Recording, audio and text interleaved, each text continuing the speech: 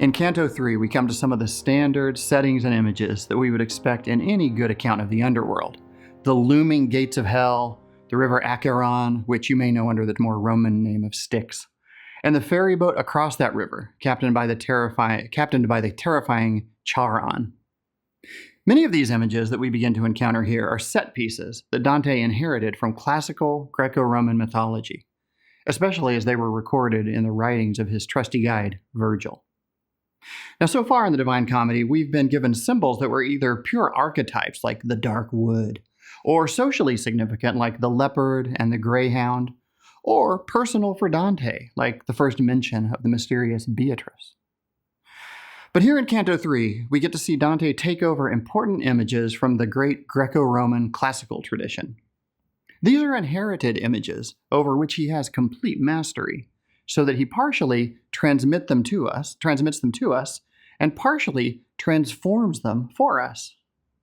For a traditionary poet like Dante, both transmission and transformation of the ancient materials are important.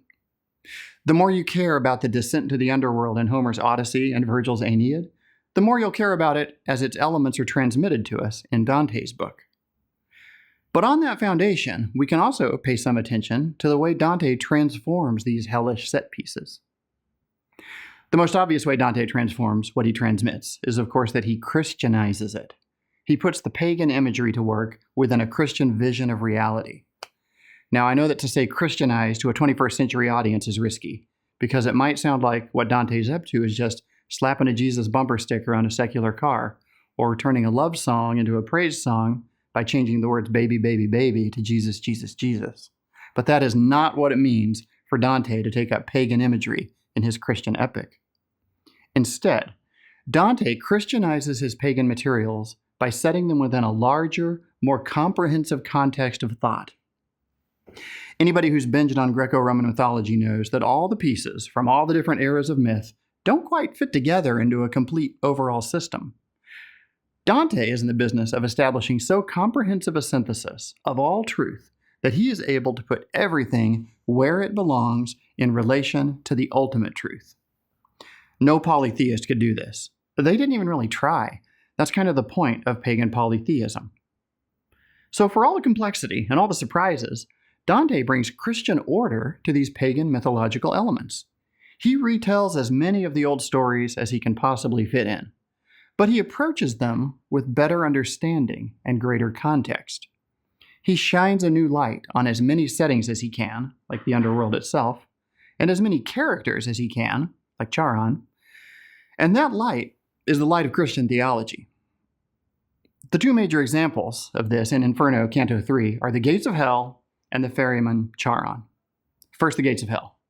This terrifying portal to the underworld stands under a triple inscription, 9 lines, which include the most famous line in all of Dante, "Abandon all hope, ye who enter here."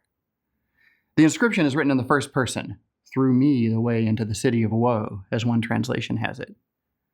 The effect is that this piece of architecture voices itself as a character. It silently speaks these lines of carved dialogue, 3 claims in a row about its identity. I am the way into the city of woe. I am the way into eternal pain. I am the way to go among the lost. Then, 3 claims about its causes. Justice caused my high architect to move. Divine omnipotence created me. The highest wisdom and the primal love. And then finally, a statement on its antiquity. Before me, there were no created things, but those that last forever, as do I. Abandon all hope, you who enter here. The first thing to say is that Dante promotes these gates to a place of prominence they have never before had in visionary accounts of the underworld. We can't quite call the gates of hell Dante's own invention, because if you read the classics carefully, you can just find them. But here, they loom, they speak, they dominate, and they stand out in the whole world's memory of what's in Dante's Inferno. And it makes perfect sense that the poet who sets the underworld in a monotheistic Christian context would be the one to focus on their gates, that is, the boundary, the limit, the way in which the sprawling kingdom of the underworld is nevertheless contained in its place. The pagan imagination could set the underworld off in another kingdom, truly other, truly a kingdom, under another god. But for Dante, there is finally no such thing as another god. So he can and must set himself a larger task as a theological poet. The Christian imagination can ask bigger questions than the pagans could, and stipulate boundaries no polytheist could ever conceive of, distinctions of which they could never dream. So when someone who's never read Dante only knows one line of Dante, "Abandon all hope, ye who enter here," they're really onto something significant. As G.K. Chesterton said, popular misconceptions are almost always right. The biggest of the bigger questions Dante asks at the gates of hell is about justice and cosmic order. What moved the architect to establish these gates? Justice. What power made them? Divine omnipotence. From what source? The highest wisdom. To what end? Primal love. Now, the leading idea is justice, which at this infernal level primarily manifests itself as order. When the gates claim that before me there were no created things but those that last forever, they are evoking the absolutely primal materials and principles of created reality. In the Christian theology of creation, especially as expounded by Augustine and Aquinas, there are precisely two created things that were made by God, but which exist outside of time. Those two things are the formless matter and the matterless form of the created world. The absolutely formless matter is outside of time because it's so unstructured that it can't change. It can't go, as physics would say, from state A to state B because it's so disordered that it's not in a state. It's pure stuff. It's the substrate of everything physical, but you can't do physics about it. You might say it does not rise above the threshold of being inside of time. Augustine calls this in Book 10 of the Confessions, the earth of the earth. The other thing is what Augustine calls the heaven of heavens. It is the mighty spinning movement of the world soul yearning to be near God. It moves so rapidly in its clinging to its divine cause that it too escapes change. You might say it rises above the level of being in time. We'll be hearing a lot more about this world sphere in Dante's Paradiso. These two created things are before the gates of hell, in the sense of being logically prior to them. But here, as the very next thing after these two ultimate entities, stand the gates of hell. Before me, there were no created things but those that last forever, as do I. Dante gives the gates of hell a cosmological function as the very first manifestation of cosmic order. Things are ordered and in their places in the Christian cosmos, and these gates establish that boundary. By the way, it's worth noting that there's no need to have a corresponding set of gates for paradise.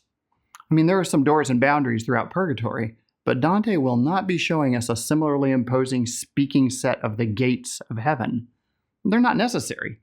In a true cosmos, order anywhere means order everywhere. And gates are not as fitting a symbol of heaven as they are of hell. Under the comprehensive heading of justice, the gates make a further triple claim. They are formed by power, wisdom, and love. Now, this threefold inscription is subtly Trinitarian, just a little bit, teasingly, hintingly, alluding to the Almighty Father, the wisdom of God who had become incarnate, and the love of the Holy Spirit.